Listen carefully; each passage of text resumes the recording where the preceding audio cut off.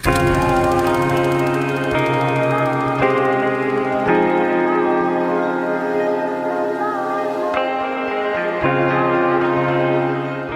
how you doing? Been a while since I made a video, and get my screwdriver here, flat screwdriver. I want to talk to you about bringing the HK45 into the modern world. What I mean by that is this gun is quite possibly, in my opinion, the only compact 45 pistol you should ever consider. It's about the size of a Glock 19. It's got a little bit thicker grip, which I kind of enjoy. But this pistol has some down points, 2 of them, in my opinion. And we're going to go over those today. One of them fixable, the other one I don't think. But the absolute main complaint about this pistol, no weapon lights to fit this except the Viridian,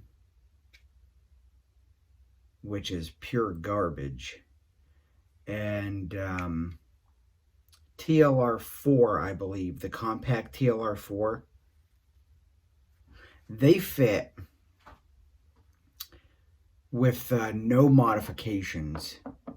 But let's face it, the Viridian, I believe that's the XL something, XL5. The light was plagued with problems. I had one, I know it. So many people reported problems. The light looked cool, but that was about all that was ever going for that light. tlr7, it mounts with no modifications, 170 lumens. That's kind of outdated. So you'll see here, I have a tlr7A. Hey, how'd you do it? Well, I'm going to show you. Let's go ahead and unmount this. Everybody that owns this pistol, at least everyone should know, there was a very simple modification made to the tlr1. I've got a video on that, I do believe. tlr1, big, bulky, it sucks. It doesn't suck as a light weapon, just sucks that it's big and bulky. So here we go. We'll take this off. Set that over there. Before I show you this modification, HK dropped the ball with this pistol in so many ways. It just sucks. And in the ways that they dropped the ball on this, with this gun, the biggest one anyway, really, being the light rail. So we can see here, we've only got 3 slots, and there's plenty of room for a 4th. This trigger guard, I think, is just a bit too long. They could have brought it back to give another slot. The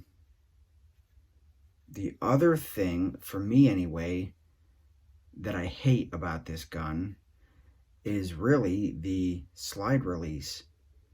They've got that slide release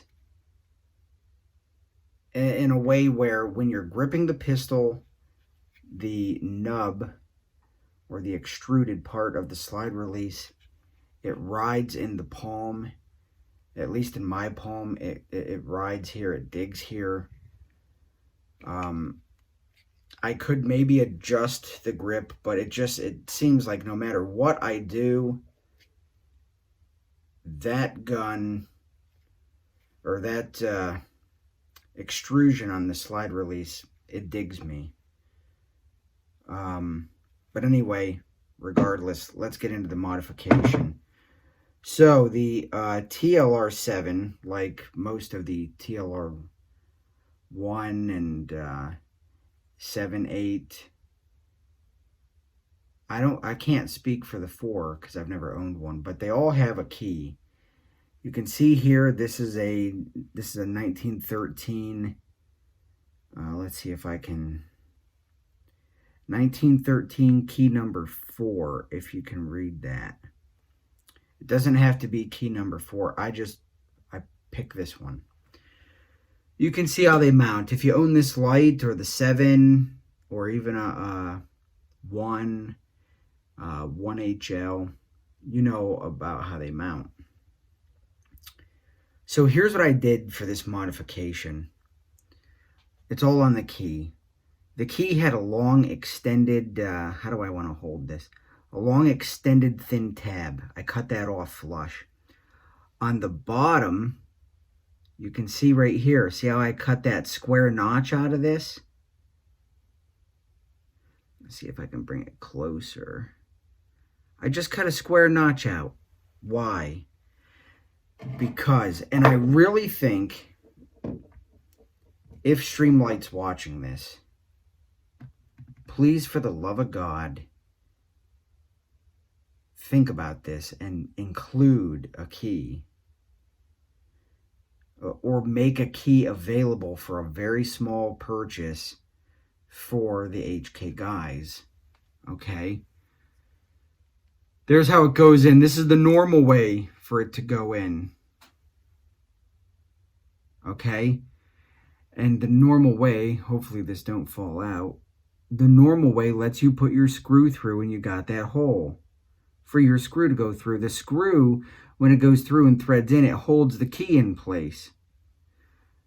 Okay, I added the square notch because what we're going to do is we're going to install this key backwards. Now you see you still got your hole there, and we had to put the square notch in there. Now you see it's on backwards. See, it should ride forward like that. But we just flipped it around, put it in backwards. We had to put the square notch on this side so that it could slide back a little bit to get that through hole for the screw to go through. And that's it. That's all you got to do. Then, naturally, you just assemble this in the normal manner. And we'll just sort of tighten that up so that that can't fall out. And then you mount this. It's got to go on the very front, the very last or the very front Picatinny slot, the one closest to the muzzle. And that's it. Installation is just as no different, just the same as if you were installing this on a Glock, on an FN, on a VP9, excuse me, on what do you want to, SIG, whatever it may be. Let me make sure that I'm getting this installed right here. There we go. You pick, but the installation is the same as if it would be on any other gun. Now, I will say this. I did this modification 2 or 3 days ago, and I haven't had a chance to shoot it yet. I don't see any reason why it would not work, you know, fall off or whatever.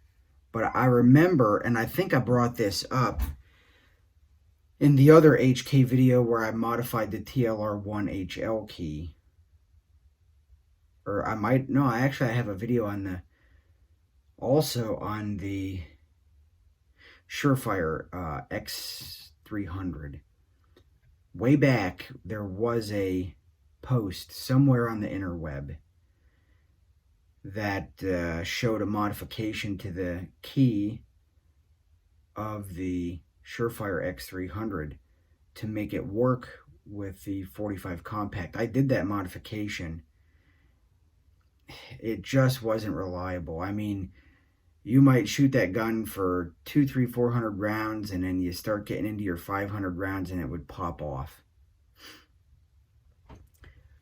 When I say bringing this gun into the future, what this allows you, what's really cool about this, what this does for you, it gives you a flush compact light on this gun. Even though the hangover of an X300 is cool, yeah, that's cool, it looks cool. But you got the flush front. For those of you guys that don't have a threaded barrel, this isn't sticking out, but just maybe a little bit of the actual bezel of this light. But the best thing about this, when I did this conversion, I actually did it on a 7, a regular 7 that didn't have the clicky 7A switches. And I thought, well, that's kind of cool, but we all know the regular 7, you got to push forward in, like it's always making your gun kind of move because you got to give it the force. But you're getting the cool paddle type switches of an X300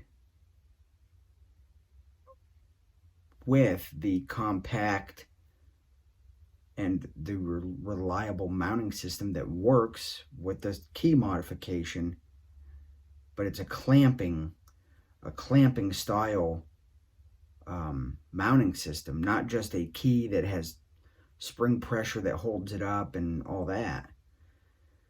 So I got no worries that this is going to go flying off. The key holds it and the clamping force holds it. So that's why I'm the point I guess I'm trying to get across is I don't think you're going to get any better than this unless a company comes out with a weapon light with this specific handgun in mind. And I don't see that happening anytime in the future. Especially this pistol came out.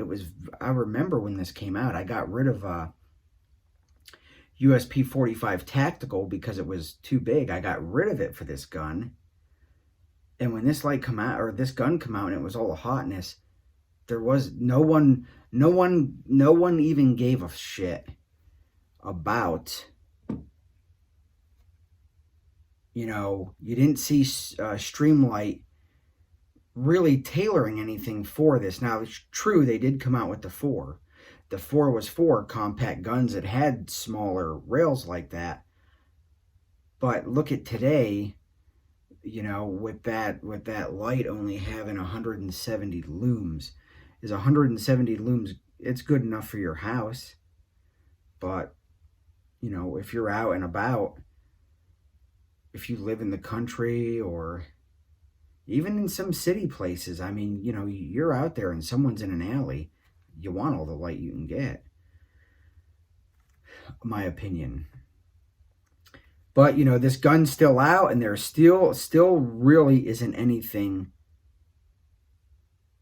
high-powered, if you will, that's being made to fit on this. I don't know, but I'm going to highly doubt that the Surefire XC1 and those XC type compacts, I don't think any of them will fit this.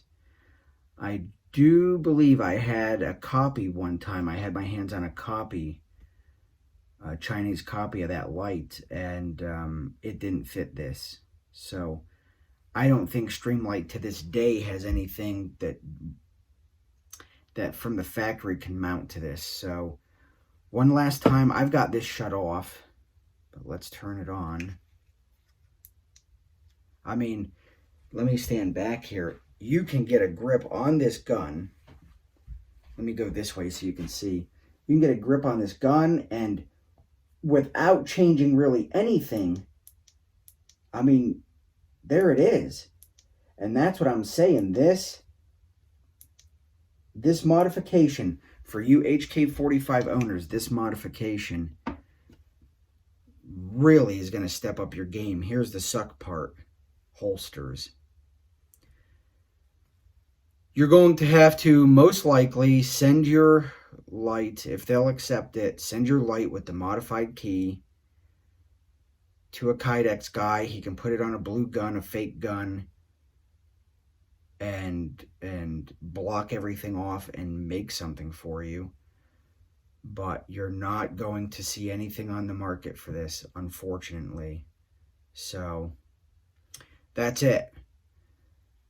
That's all I got for you. I hope this tip helps you out. I hope that you know, if you're in the market, you want to upgrade, you want to get 500 lumens, you want to get sort of just a more ergonomic light. I hope this really helps you out. In the meantime, I will shoot this, and maybe after a couple 100 rounds, 1,000 rounds, maybe I'll do an update. If I do get my hands on a holster, someone that can make that holster, I will definitely update back. I will plug that guy, and that could be your source for a holster if you want to go this route. All right, just catch you in the next one, and we'll go from there.